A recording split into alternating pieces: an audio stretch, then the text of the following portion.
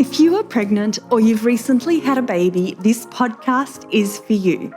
I am your host, Kath Bequee, a physiotherapist working in women's health and mum of three. Inside my online program, Fitness Mama, I just love helping support women to care for their bodies during pregnancy, prepare their bodies for birth, and support their after-birth recovery, helping them feel confident and strong inside out during this important stage of their lives.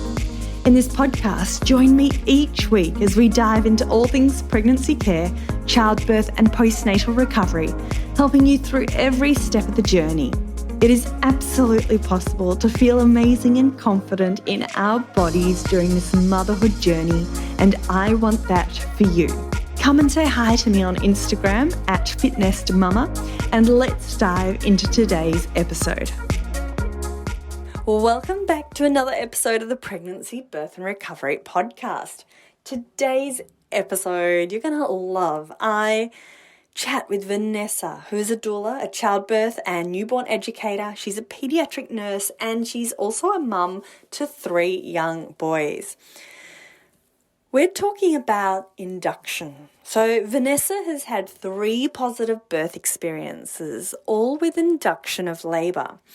And in today's episode, Vanessa talks us through how to prepare for a positive induction.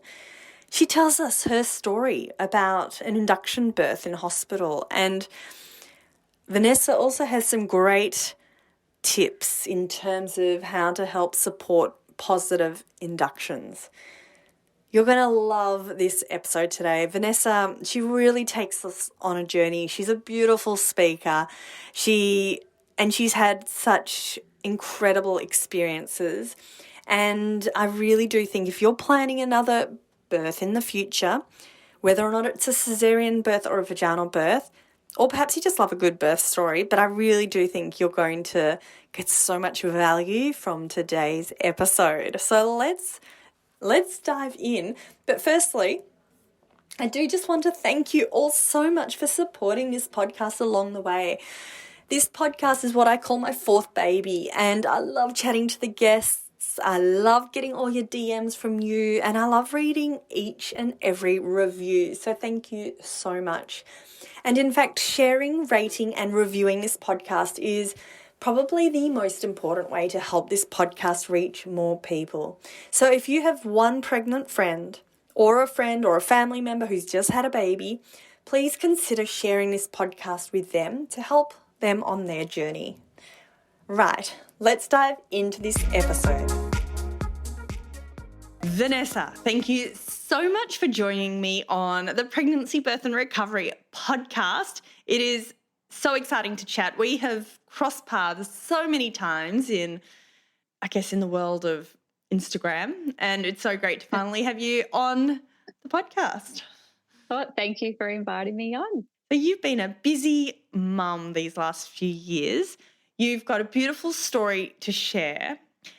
But let's start off with who are you, Vanessa? And tell us a little bit about why you want to talk about this today. Sure. So my name is Vanessa and I am the owner and founder of Elora Birth, which is a childbirth and newborn preparation or education service that I run in Melbourne with face-to-face classes. But I also offer a range of online services as well so that people can reach those and still get their education wherever they're located.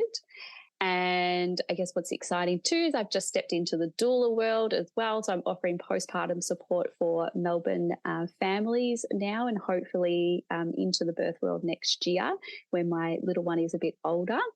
And aside from my busy sort of business life, I am also a paediatric intensive care nurse where I've worked in that field for 12 years.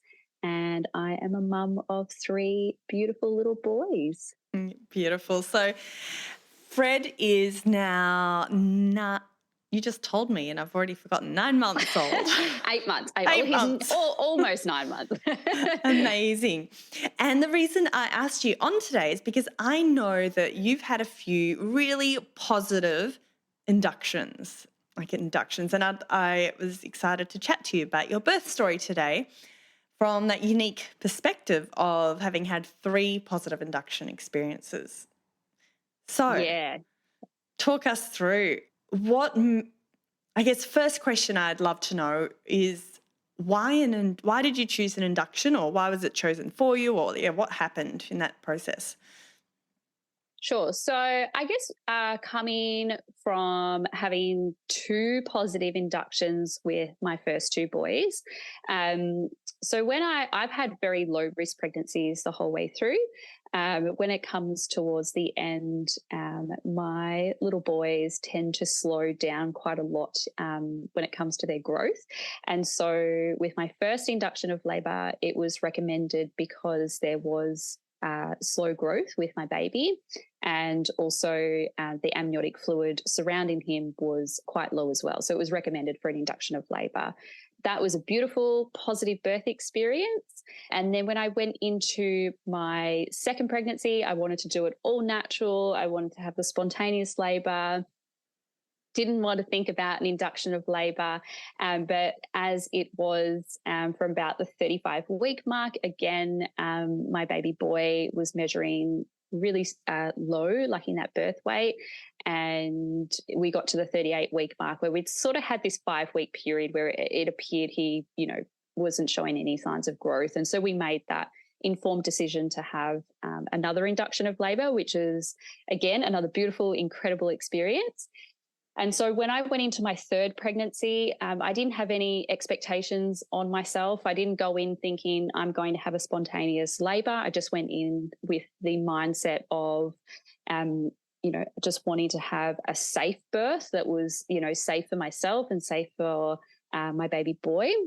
And through that pregnancy, I suffered with hyperemesis gravidarum, which is the severe end of nausea and vomiting. And that lasted the full 38 weeks in my pregnancy. So it required 4 hospitalizations for IV fluids. It required multiple daily medications as well, just to be able to somewhat function and get out of bed. And so when it came to discussing the birth with Frederick, again, he was measuring small, but my obstetrician was happy for me to continue sort of cruising along. But I made the decision that I actually wanted to be induced for Frederick's birth at around about 28 weeks in my pregnancy. And that for me just came from a big mental health perspective, going through hyperemesis, feeling like I had no control of my body, and just being in a really dark place at that time. I just reached that point where I just, I had that discussion with my husband, I had that discussion with my obstetrician, and I just said, I need an end date. I need to know when this pregnancy is going to end, and I want to have an elective induction of labour. And I felt really empowered with that choice, and I was supported by all of those around me. So that's sort of where I came about having my third and final induction. Yeah, right. So let's backtrack to that hyperemesis. You were a mother of 2 children and you had severe hyperemesis. Like, how did you do it? Or how didn't you do it? Good question. Before I went into my pregnancy with Frederick, so with my 2 other pregnancies, I also had hyperemesis.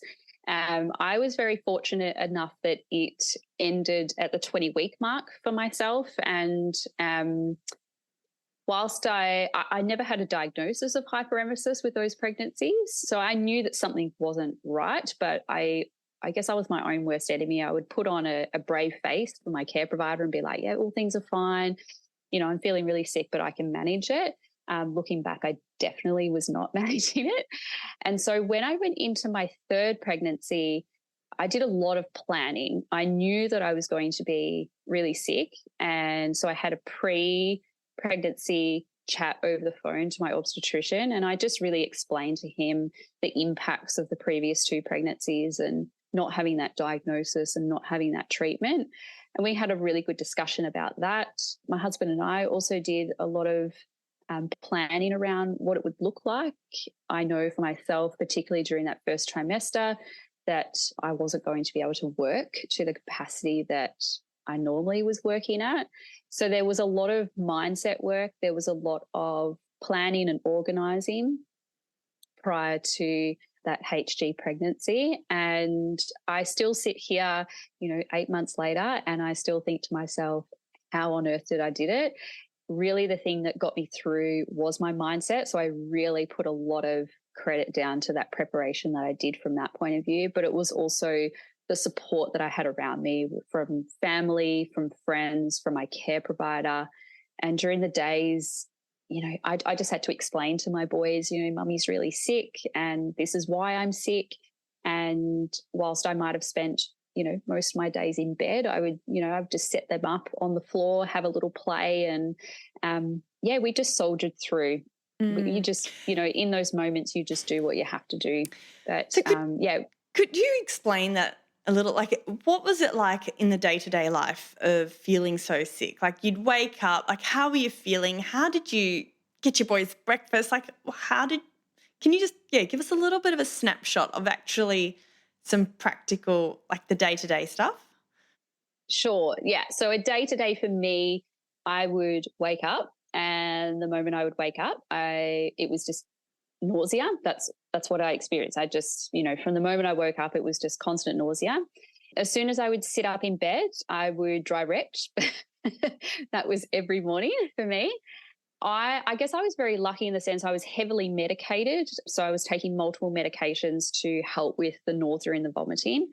I was one of the lucky ones where I got my vomiting under control with the medication. However, it didn't take away the nausea. And that nausea led to extreme amounts of dry retching. So it was nothing for me to dry retch 30 plus times a day. I was triggered a lot by movement. So simply sitting up in bed, walking from the bedroom to the kitchen, it would be nothing for me to be dry retching the whole way there. Getting breakfast ready for the boys would be it was a challenge to obviously be around food. So I'd basically just, put on that brave face for them because, it significantly impacts your family when you're going through hyperemesis as well. My older son, he became quite anxious because of what he was seeing every day with me.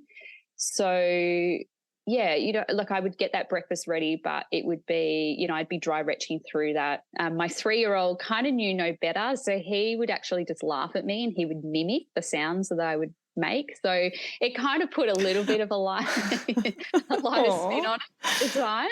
But yeah, I would make him breakfast and then I would simply just have to go and lie down on the couch and just watch them, supervise them that way.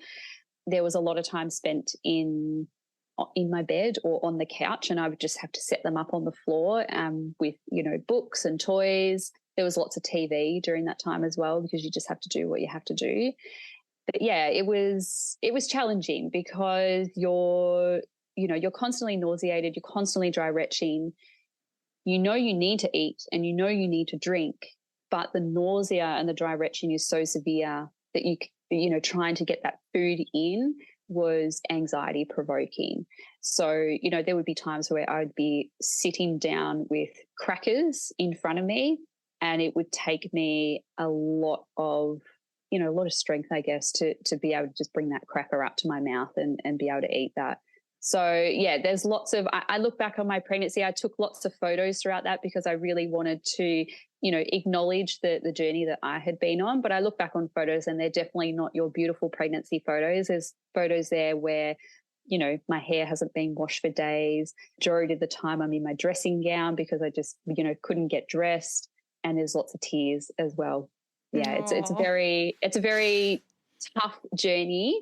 And for anyone who is listening to this and they are navigating hyperemesis, my heart just goes out to you because it's really horrible. What were a couple of things that really helped you in that time, either from family, from friends, or practical, stuff? Like, do a couple of things stand out that was really helpful? Yeah, for me, it was just a simple thing. So having the house kept to tidy as much as possible, because if I walked out and I could smell dinner from the night before, that would set me off for the rest of the day. So it was doing that reset in the evenings. It was making sure that, I had family who would come around and they would help clean the house for me, or, put the washing away. My husband went from, 50-50 parenting, both taking on those, things that you have to do for your children. And he basically was doing everything. So he was going to work, and then he was coming home, and then he was doing the bulk of the parenting. So a lot of it actually, it was really hard for him as well, because there was no rest for him. And I guess I'm so appreciative of having that support of my husband throughout that process.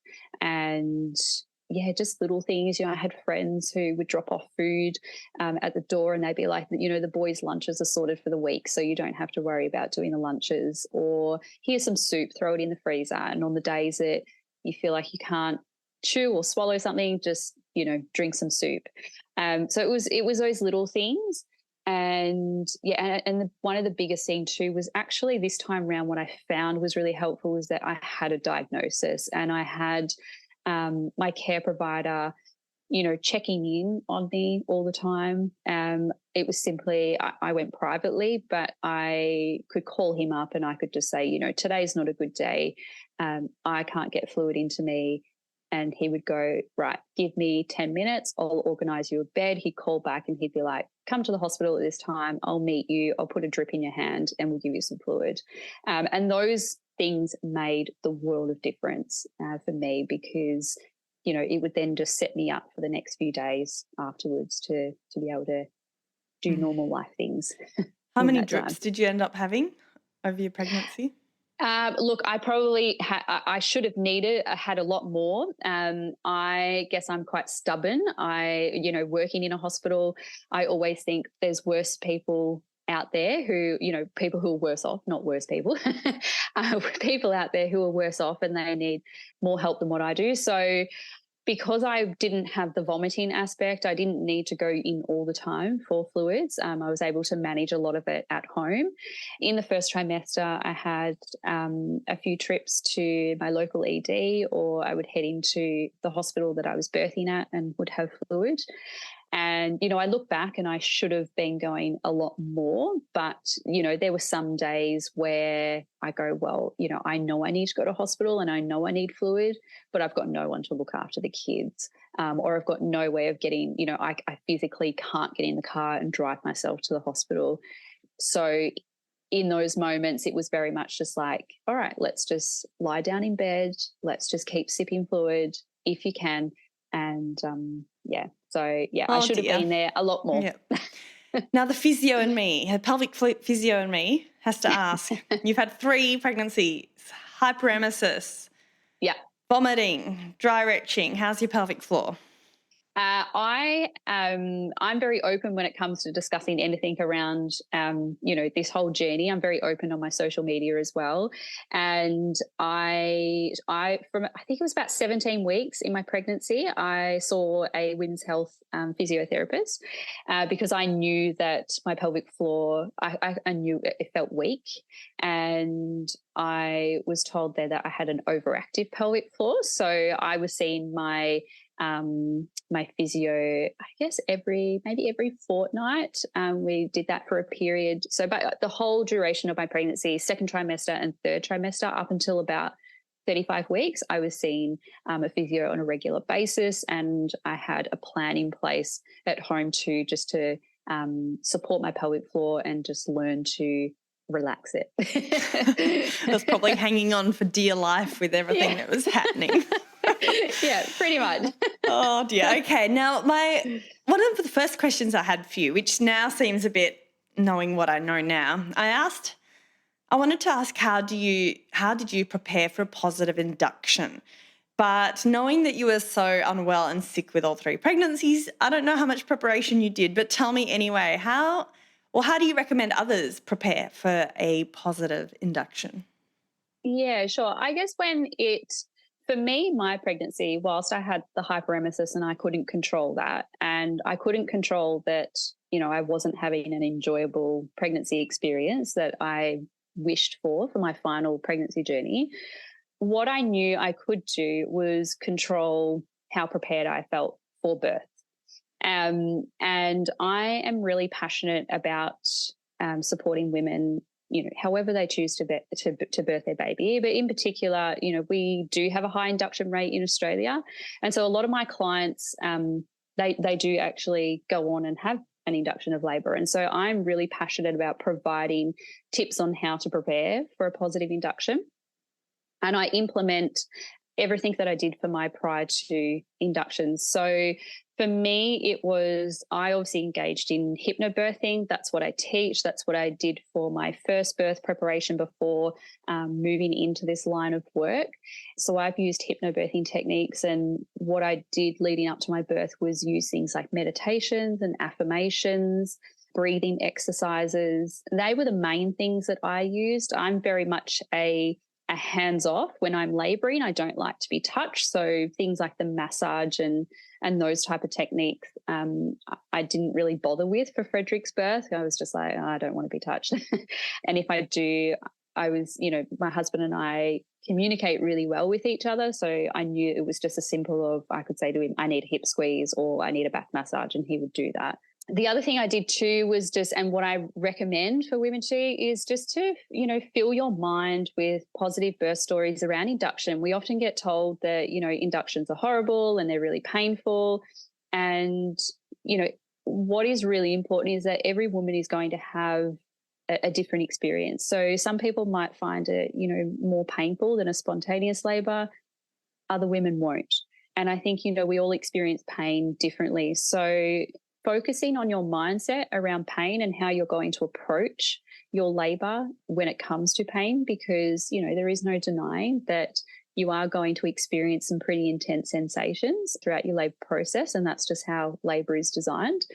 But if you've got the mindset and you have the understanding of why you're feeling what you're feeling, it can really help you in those moments when you are experiencing it to work through those contractions or the surges, whatever you choose to call them. So I did a lot of preparation around my mindset on pain and how to work through that. I listened and would read positive induction birth stories. Coming off having 2 positive inductions myself, I was pretty confident going into my birth. People would ask me, how are you feeling about the birth? And I go, I'm actually really excited because, one, it means my hyperemesis is done, like it's going to be ending. But also I had 2 really beautiful, incredible births with my other boys that I was excited to be able to write another positive experience with that. I guess going in, I prepared by having a few things on hand, like a TENS machine as well. So I knew I wanted to use that. And I really researched my options around induction. So I wanted to have the power in my hand when it came to my induction. I didn't want somebody else controlling what was happening with my body. So I really took that power upon myself to have those discussions with my obstetrician in going, I don't want to have the Syntocin infusion unless it's absolutely necessary. And this is when I would be happy to have it.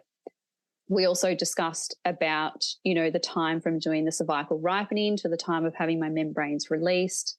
And, so we discussed all the different steps involved with that. And I really felt that the power was in my hands through that whole process. I researched all of my options as well in terms of birth positions, how I could facilitate my baby moving down, what I could do in terms of opening my pelvis up to allow my baby to do all those, cardinal movements that they need to do.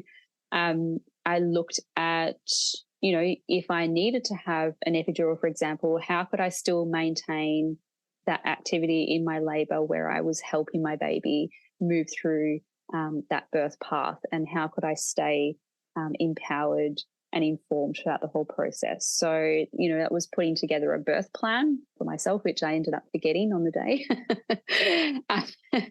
But yeah, I really strongly encourage, research all of your options and have those in-depth discussions with your care provider as well, because remembering this is your birth and it's your day.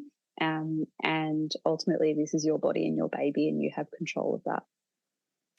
Wow, and that's so great to hear so many. You just mentioned about 10, 15 maybe, I'll have to count them up, but ways to prepare for a positive induction. So I've got so many it's more, but probably be here all day. Love it. Okay, I want to hear your story, Vanessa. Talk us through Frederick's birth. Like from the morning you woke up, we're going to hospital. Talk us through step by step a little bit of what happened. Today's episode is brought to you by Baby Jogger, making parents' lives easier. For active families, Baby Jogger will be your go-to. Their strollers are designed with your comfort and convenience in mind, allowing you to embrace the joys of parenthood while staying active. With Baby Jogger's well-known quick fold technology, you can effortlessly fold your stroller with just one hand, making it a breeze to store and transport. We know that every family has different needs, and Baby Jogger has you covered. They offer a wide range of lightweight, compact options from single to double strollers to all-terrain models.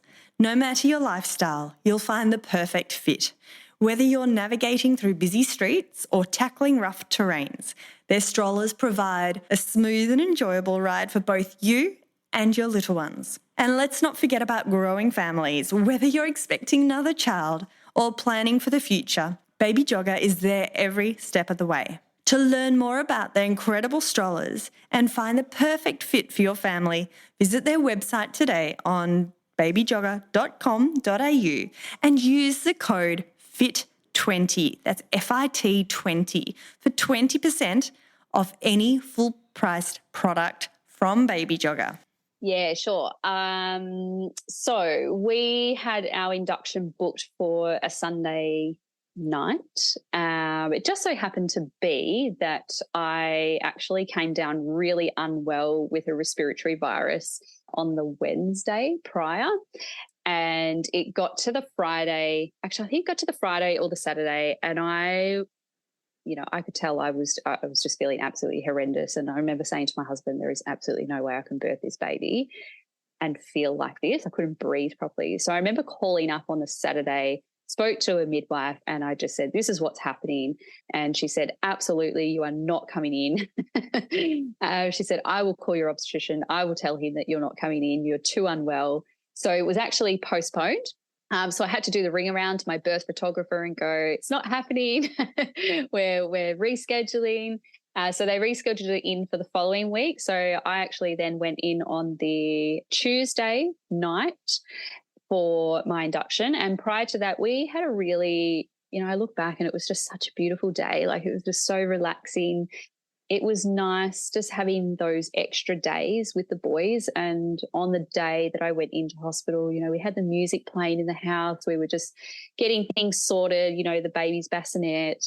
We were putting all the car seats in place. My husband was, cleaning the car. And yeah, it was just a really relaxing day. It was, we sat down, we were reading books to the boys and just really spending that time with them. Went and dropped them off at their grandparents' place, and my husband and I headed into the city to have a nice dinner where it was just, child-free. We could sit down, we could have a conversation.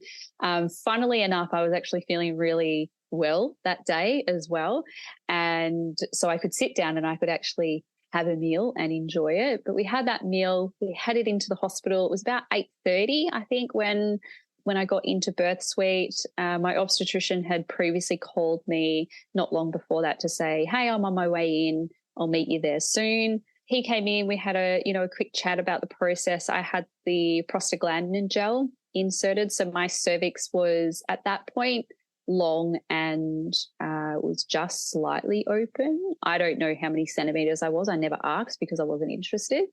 But I had the gel inserted and everyone was pretty confident that I was going to go into labour that night. So my doctor thought that. The midwife was like, yeah, this is definitely going to happen. I was a little bit more, I don't know if it is going to happen, but we'll just see how it goes. I didn't want to put any pressure on my mind or my body.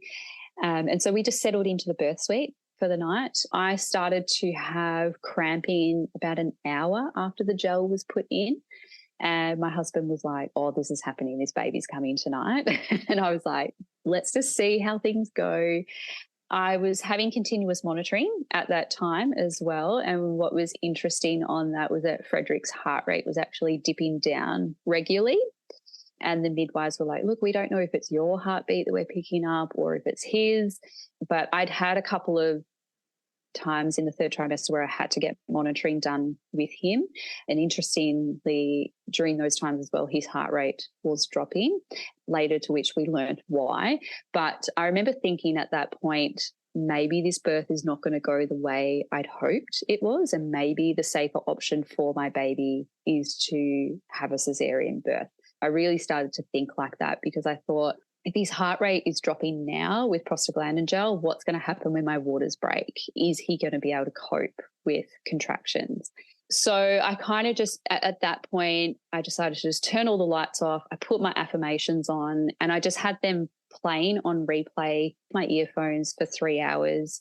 Midwives came in, they were checking every now and then. I ended up coming off monitoring. So I had I was able to get some good sleep and I could feel the regular cramping, but I remember getting up at about 3 a.m. in the morning and everything just stopped. And I remember I just thought to myself, yeah, this is not happening tonight. Like, he's not ready. I'm not ready. And I think looking back, I was just holding on. I don't know whether I was just holding on for those like final moments of being pregnant.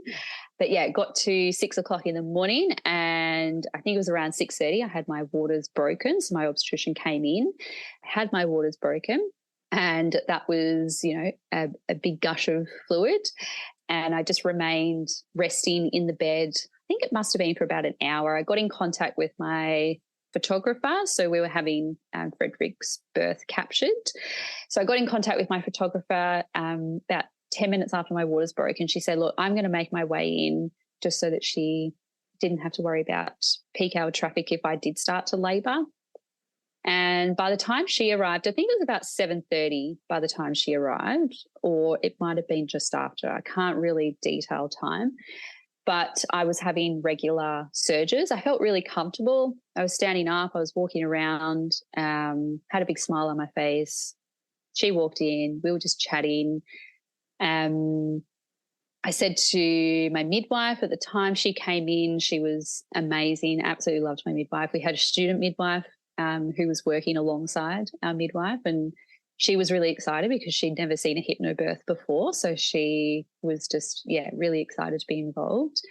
And I just said to the midwives, I said, look, I really just want to get into the shower before all of this takes off.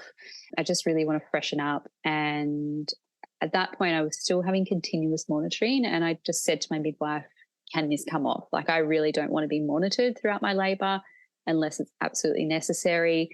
Fred's heart rate was really steady. There was no drop. So I felt confident to take that monitoring off. And my midwife was really fantastic. She said to me, she goes, look, I actually don't see a reason why you need to be monitored. Like, even though you've been induced, she said, you're not on the Syntocin infusion.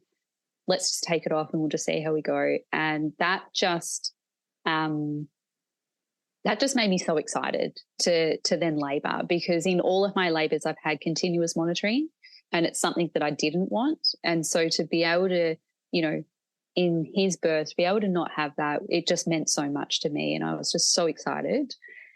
So at that point my surges were getting, I'd probably say they were moderate. Like, I had to stop. I couldn't talk through them at that point. I look at the photos and my head, like, I started to burrow with my head down, and I made my way into the bathroom. And I actually remember really just tuning into my body and taking note of the way I was positioning my legs. I was doing that internal hip rotation.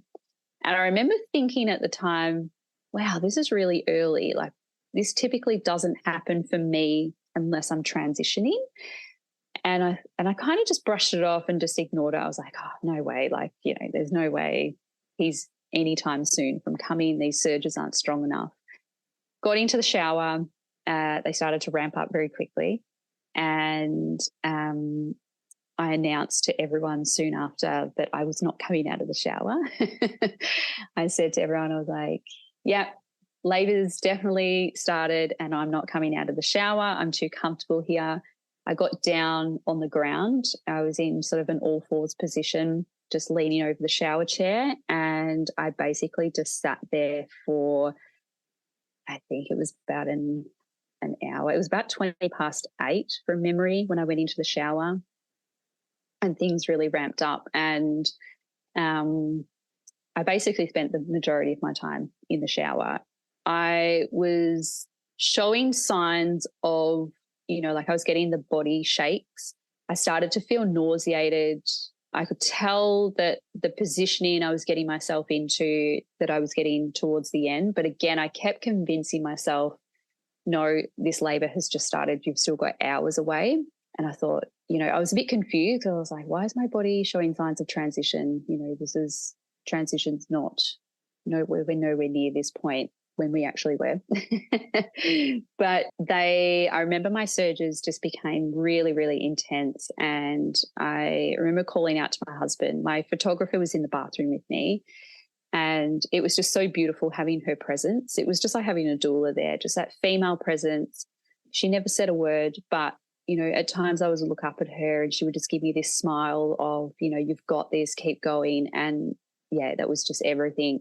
The midwives would come in, they would just sit or stand to the side. No one interfered with me. If I was having a surge, no one spoke to me. No one came up and touched me. I really just felt like I was just in my zone, and I was, that zone was just being honoured by everybody who was in my space, which just meant so much. I remember announcing to my husband, I said to him, I was like, I need you. And he came in, and I just remember grabbing onto his hand, and I never let go. And every surge I had, I was just squeezing that hand so hard. And I started to get that the nausea just started to ramp up a bit, and I could feel myself getting really hot. And I was shaking and my toes were curling. And I just said to him, I was like, get my TENS machine. I need my TENS machine. And I just had this need to get out of the bathroom and get to the bed. And for me, the bed is a safe zone in labour for me. And I no longer felt it wasn't that I didn't feel safe, but I just no longer felt comfortable in that bathroom environment. And so we were rushing to get the TENS machine on. I'm trying to dry myself. I'm working through these surges that are just, so intense. Got to the bed. It was about 9:00 at that stage. And the surges were I was on an all fours position, burrowing my head. And I remember just starting to become really emotional, not thinking that I was transitioning still. I was still convincing myself it definitely was not happening. And I remember looking at my husband, and I started to get emotional. I just said to him, I can't do this anymore. Like I can't do this. And he said, yes, you are. You're doing it. Because you've done this twice before. Keep going. Just work through one surge at a time. Then the next surge would come, and it was just so intense. And I just, in between those surges, I was just doubting myself. And I just remember thinking, I gave myself that permission. I just went, if you need the epidural, just ask for it. You can have this. You've gone through hyperemesis for 38 weeks. Your body's exhausted. It's okay if you can't labour through and do it the way you want to do or how you wish to do it. Just do what you have to do. And then, a next surge would come, and in between I'd be saying to my husband, I can't do this. I can't do this anymore. And he would just, he had a hand on me the whole time. I had my music playing in my earphones as well. And I got really emotional because the song that I always used to sing to my firstborn came on. So I started to get really emotional at that moment. And I just remember thinking to myself, I was like, Ness, you don't need saving. Like, you can do this. Keep pushing through. And yeah, I think it was at that point I had another surge. They were coming really quickly at that point, and I had that sensation to bear down. And I remember just looking up at my husband, and I just said, get the midwife. I need to push. And I think everyone was just like, what? Like, not expecting it so soon. So he called the midwife, and she came in, and he was like, she wants to push. And the midwife was like, oh, okay, if you need to push, we need to get those undies off. So here I am in between surges, and then, surges coming on. We're trying to get my undies off. At the same time, I'm like bearing down. And my midwife was like, just follow your body's lead here. And that sensation was just getting stronger and stronger and stronger. And it was probably about 9:10 at that stage. And I know this because I've got the photos with the clock. So it was about 9:10. And then I just got this really big urge to push. And with that push, I had that really like deep guttural groan that women get. And I just remember hearing my midwife turn around to, I don't know if it was a student midwife, whoever it was, but all I heard was call her obstetrician, this baby's coming, and get me a second midwife. And I just was bearing down, and it was a huge relief to bear down. I actually love the second stage of labour. I get really excited at this phase, love the sensation of it, love working with my body and just really being in tune with it in that way. And yeah, I remember I did a few pushes. I remember asking, is he there yet? Like, because I just felt, I was like, it was just such an intense sensation that I was feeling. I was in an upright position and I birthed on my back with my other two boys. So it was a very different sensation for me this time round. It was really, really intense. And it was really speedy as well. And I remember my midwife saying to me, he's right there, like his head is right there. And literally at that moment, that's when I started to feel the stretching of my perineum. And I was like, okay, yeah, he's right there. My obstetrician wasn't there at that point. And I then remember, like, I sort of thought to myself, he's going to miss it. Like, my obstetrician's going to miss my last ever birth. And then not long after, he actually walked into the room, and what he's done in my previous births, which I've requested, is for perineal protection. So having a warm compress and then just being gently guided with the birth of my baby's heads. And I think that was the biggest thing that I was a little bit concerned about, because I loved my midwife, loved everything that she was doing, but I knew I wanted that guidance, but I just couldn't voice it at that time to her because I was just in a completely different zone. So when my obstetrician came in and I felt that warm compress go onto my perineum, and then I just tuned into his voice at that time, and he was just like, all right, just breathe, breathe, breathe, little push, breathe, breathe, breathe, little push. So he really just guided me through that. And not long after that, Frederick's head was birthed. He had a nuchal cord, so that meaning the cord was wrapped around his neck, and my obstetrician just said to me, don't push. He was like, just hold off for a moment. Let's just see if we can loosen the cord a little bit, to which he was able to. And I didn't have an urge in that time to push anyway. The next surge came, and basically I birthed his entire body. I just remember feeling his entire body just leave my body, and I just collapsed like into the bed, knowing that I'd done it. And I remember my obstetrician saying to me, Ness, reach down and grab your baby. But I was just in this other world. I mean, they often say that, women travel to another world, and there's that birth pause after their baby's been born, where they just need that moment to catch their breath and just to come back from wherever they've been to then be present with their baby. And I really felt that in that moment, because I thought, I was present, but I wasn't present. And it really took me a moment to just catch my breath. And then when I did, I sort of sat up and I looked down, and here was my tiny little Fred just sprawled out like a little starfish. And my obstetrician said, reach down, pick your baby up. And I just said, I can't. Like, I just had no energy to pick him up. I couldn't even think clearly, like, how to pick him up as well. Like, it's so hard to explain, but I just I couldn't get the message to my hands to go, reach down, pick him up. And so I can't remember I think it was my obstetrician, it could have been both of them, and the midwife as well, reached down and they picked up Frederick and they brought him up to my chest, and I just sort of wrapped my arms around him, and it was just this, just feeling my baby skin on my skin was just the most euphoric feeling. And it was just this wave of emotion that came over me, and it was just like this relief that I've gotten through a HD pregnancy, that I've birthed my baby exactly the way I wanted to birth. And then finally, meeting that gorgeous little soul that we'd been wondering who was for the last 9 months. And yeah, that's kind of Fred's birth. Oh, amazing. You just totally took us on that journey, and I felt like I was in the room with you. So thank you so much for... I should also say too, so I think I began bearing down at about 9:10. Fred was born at 9:20 or 9:21. So it was a very, very speedy labour. From the time my active labour took off, it was an hour and a half in total. Wow. Yeah, crazy. Absolutely crazy.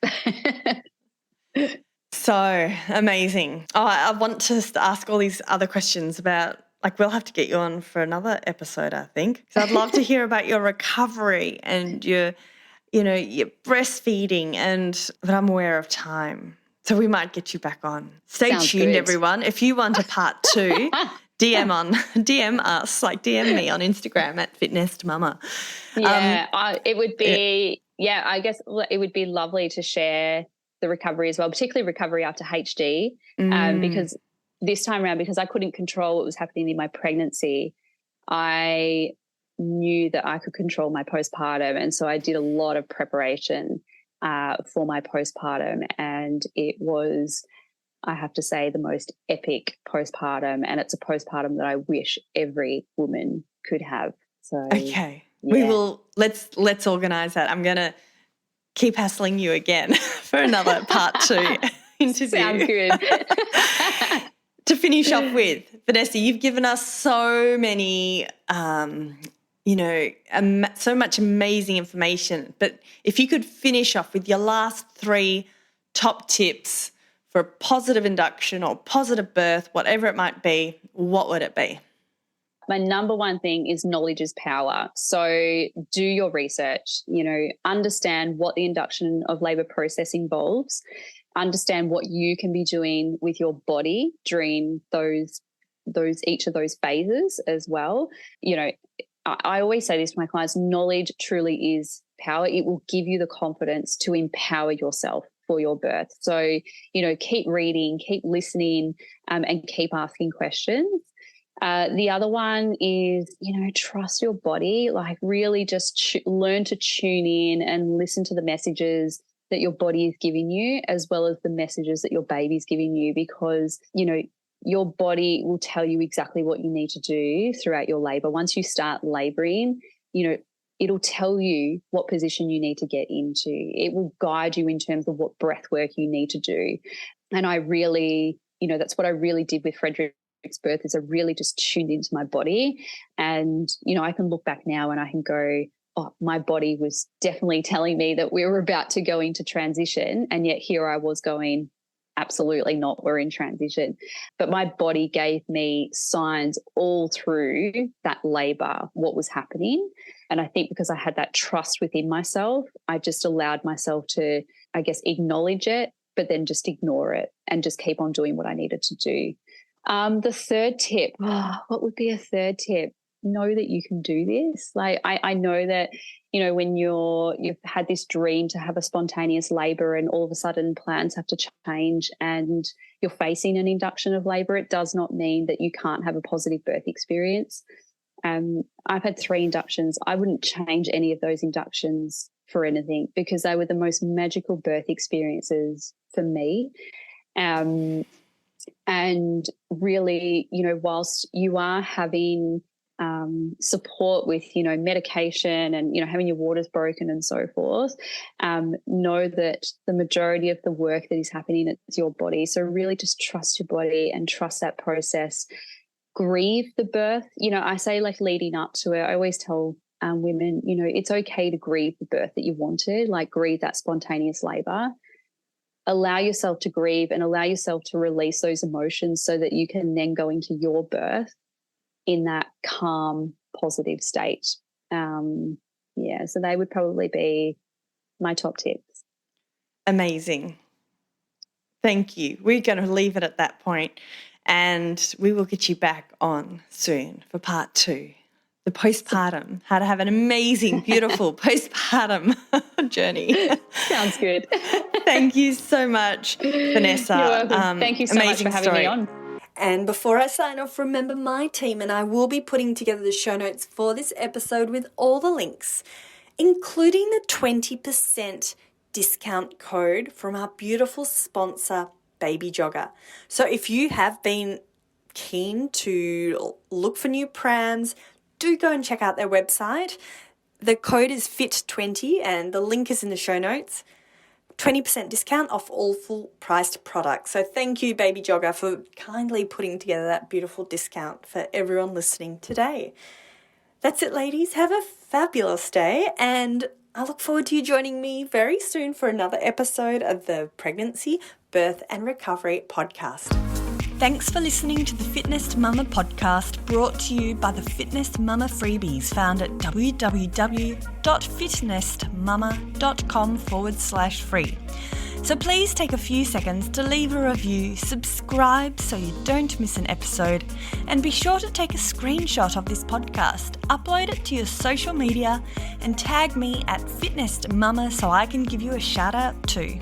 Until next time, remember, an active pregnancy, confident childbirth, and strong postnatal recovery is something that you deserve. Remember our disclaimer, materials and contents in this podcast are intended as general information only and shouldn't substitute any medical advice, diagnosis or treatment. I'll see you soon.